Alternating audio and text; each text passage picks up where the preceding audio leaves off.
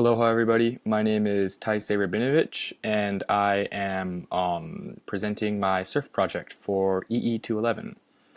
I am an electrical engineer or in studying electrical engineering, and this project is under the guidance of Professor Hanai.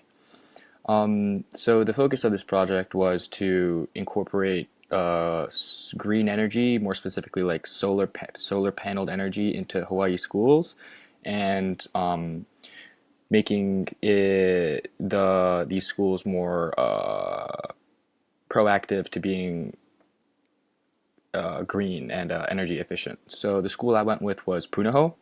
More specifically, I went with the Pahi Hall, which is right on the corner of Punahou Street and Nehoa, right where that T intersection is, before entering Manoa Valley. And yeah, so as you can see in the first figure, there's not much going on the roof. There is a dish for, I'm going to assume, some sort of television or satellite imagery. I'm not sure exactly what it's for, but I recreated this building in Aladdin, which is a software used to predict how efficient solar energy would be. And yeah, I added some solar panels to the rooftop.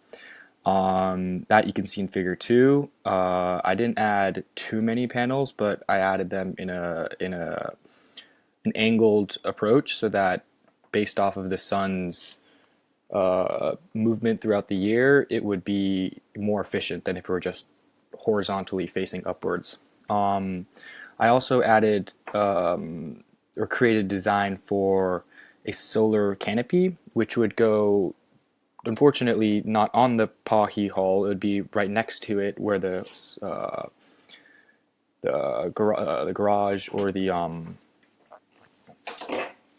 parking lot is. I would add this canopy, and it would create shade as well as create energy. So it'd kind of just be a win-win in both cases for the environmental and for the everyday visitor. As we move on to the testing phase, you can see the differences.